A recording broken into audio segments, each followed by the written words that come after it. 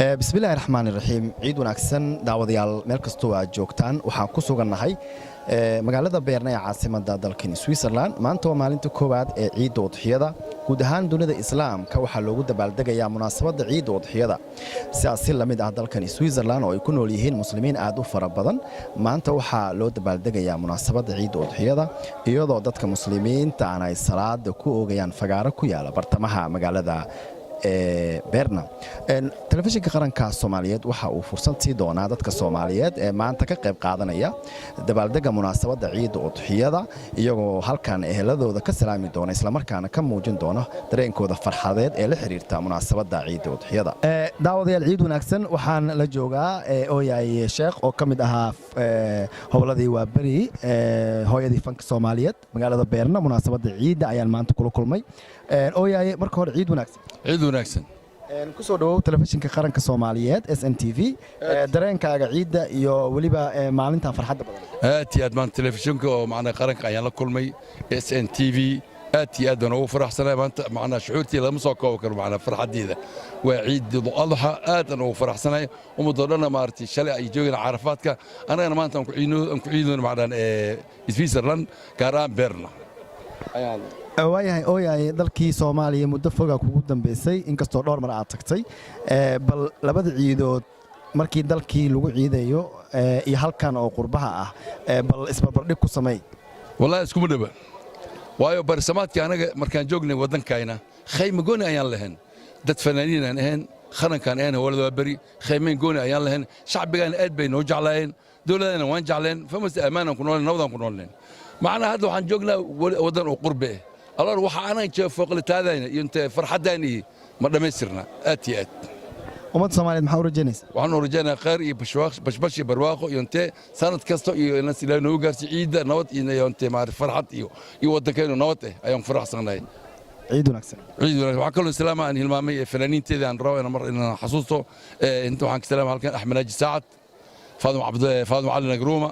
iyo marna mursal iyo xasan samatar iyo Axmed Cali Cigaal saaxiibaalkayga aan la soo shaqeeyay iyo inta waabada inta kale aan hadaba aan xasuusan iyo Soomaaliya dhaw waa salaamay ciid wanaagsan ma sha Allah magacayga waa yala dheere dhamaan ummadda muslimiinta meel kasto ay joogaan kullum caam wa antum bi khayr qaasatan Soomaalida halkan maanta ma sha Allah si fiican baan u ciidnay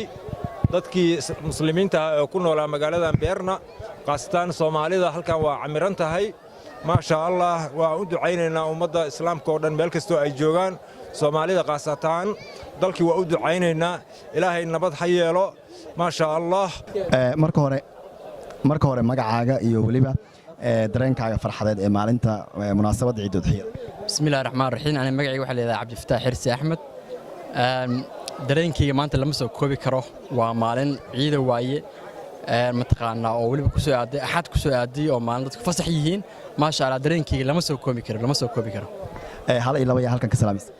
bismillaahir rahmaanir rahiim halkan waxaan ka salaamayaa dhammaan ummadda muslimiinta oo dhan ka salaamayaa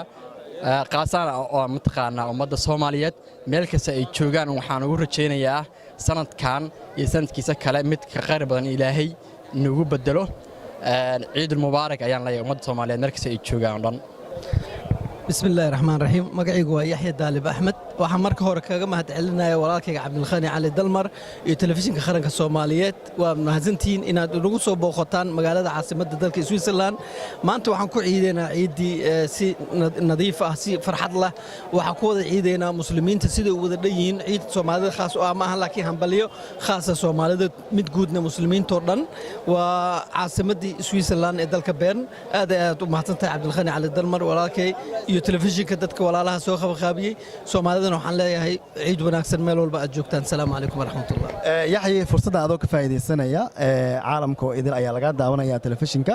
SNTV uu ku siiyay hal iyo laba qof yaa halkan ka salaamaysa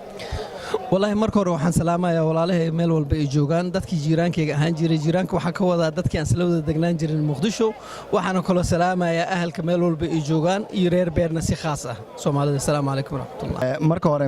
magacaaga iyo dareenkaaga farxadeed ee munaasabadda ciidda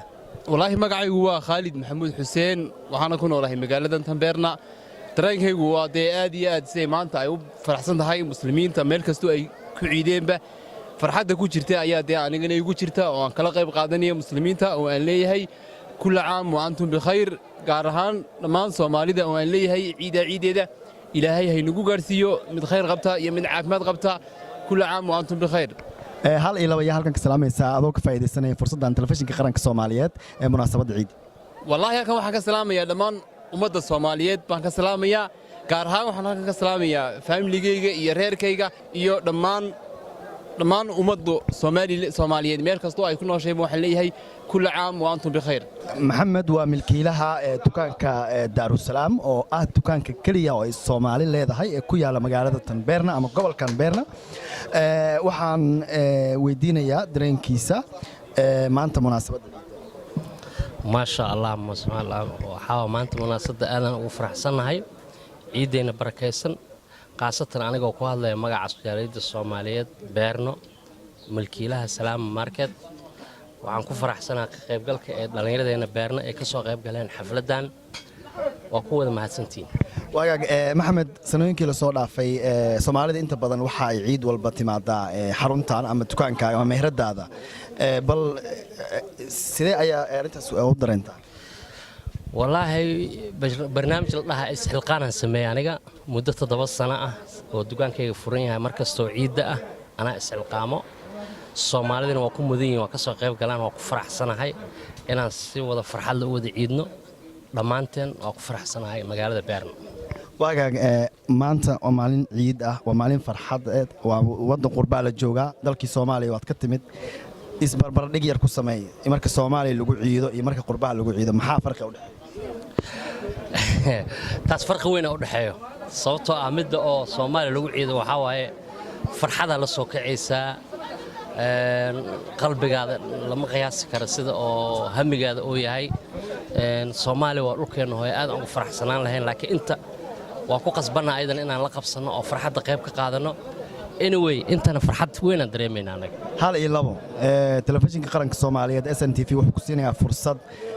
hal iyo labo qof oo ehelkaaga kamid ah ku salaanta maanta yaa salaamaysa waxaan salaamaa maanta hooyaday oo joogto xajka maanta oo maanta shalay xajisay oo maanta ku ciidayso Sacuudiga iyo eheladeeda iyo walaalaha oo jooga adduunka dacaladiisa ama santa ciid wanaagsan magacaaga waxa la Axmed Muuse Daahir Axmed Qaahir ku magac dheer oo degan magaalada Beerna Axmed dareenkaaga ciida udxiyada maanta ka waran maanta waa maalin aad iyo aad qiimo u leh adduunka iyo caalamka islaamka oo dhan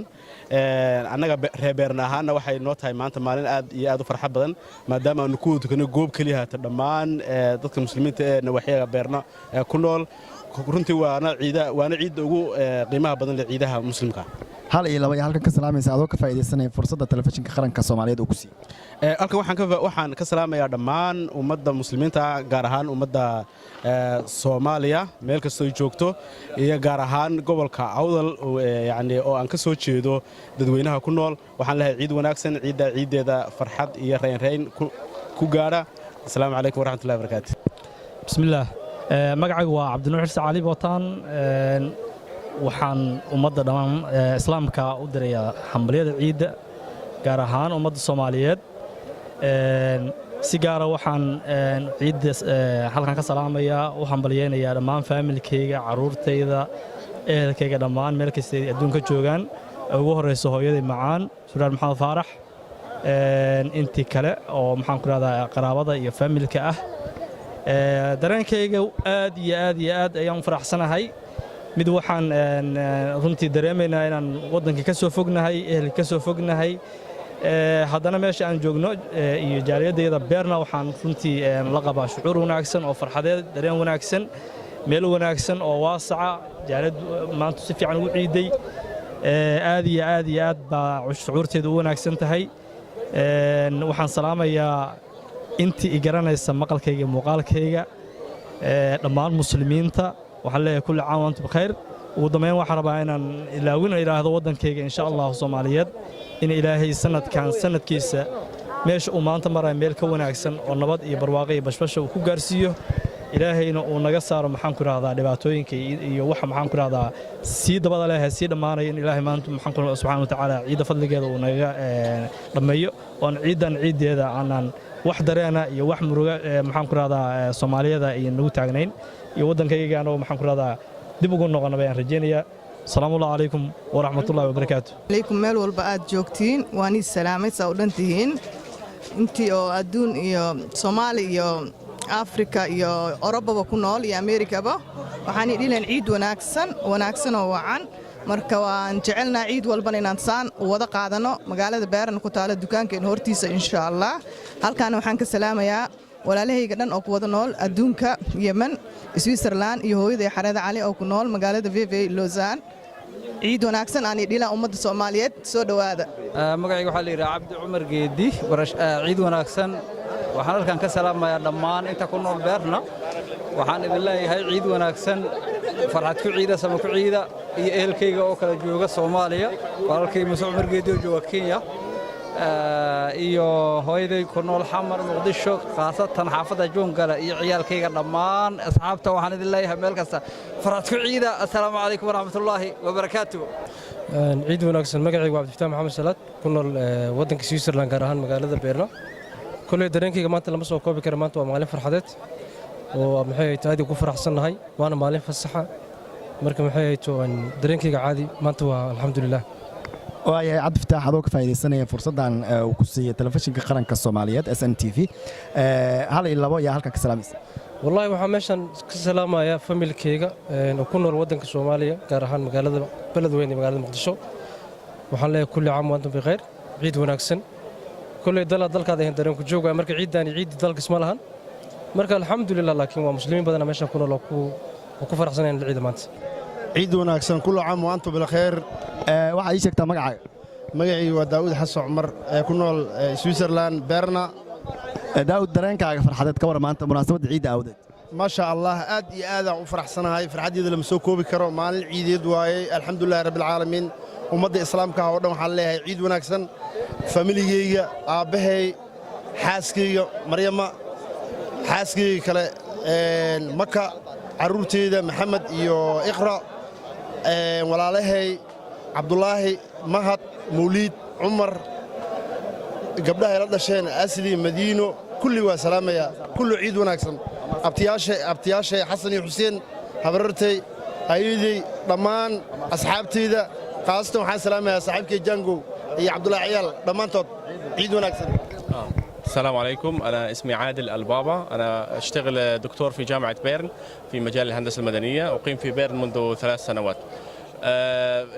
شعورنا بالعيد طبعا شعور مفرح جدا في البداية طبعا الواحد بيكون حزين بسبب بعده عن الوطن وبسبب بعده عن الأهل ولكن بصراحة مع الجهود التي تقوم فيها الجالية الإسلامية هنا في بيرن وتنظيمهم لهذا التجمع الجميل للجالية الإسلامية في بيرن فهذا أمر شجعني جدا أن آتي إلى هنا وأصطحب زوجتي وأولادي لنحتفل بالعيد ولنشعر بشعور العيد مع الجالية الإسلامية في بيرن waayahay muriidi hal iyo labo qof iyo halkan ka salaamaysa adoo ka faa'iideysanaya fursadan qaaliga ee telefishinka qaranka Soomaaliyeed kaaga imid waxaan halkan ka salaamayaa dhammaan muslimiinta dhan oo maanta wada ciidayso gaar ahaan walaalahayga iyo joogan London iyo kuwa joogan saaxiibaday kulli adduunka dhan intaas ayaan ku gabagabaynayaa faraxsanahay ciidda annaga af Soomaaliga waxaan nirahnaa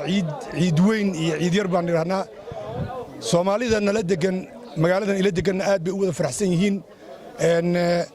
waxaan aad iyo aad oo Soomaalida meel walba ay joogaan aan oran lahaa waa inaan iswalaalsanno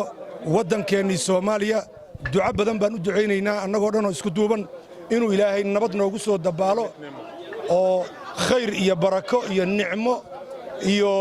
huduu iyo deganaan iyo isjeclaan ما شاء الله magacayga waxa la yiraahdaa Maxamed Ismaan waxaan ku noolaa wadanka Switzerland waxaan ku soo barbaaray magaalada Muqdisho gaar ahaan degmada Yaaqshiid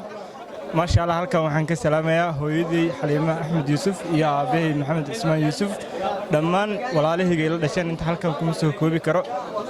ummadda Soomaaliyeed oo dhan waan salaamayaa Soomaali weyn han walaad والله dareenkayga aad iyo aad aan u faraxsanahay magaceygana waxa la dhahaa horta iska sheego Cabdiraxmaan Sheekh Nuur marka aad iyo aad aan faraxsanahay ciidaanayta insha Allah ciida kale insha Allah ilaahay samaya aaminin ilaahay noo geeyo waddankeennana waddan aamin ah ilaaha ka dhiga intana waa fursad aan oo ka faa'iideysanahay waxaan ka salaamayaa gabadhii Faadimo Cabdiraxmaan Saciid Cabdiraxmaan Cali Cabdiraxmaan Samiir Cabdiraxmaan marka ciid wanaagsan khayr isku qanay ma salaam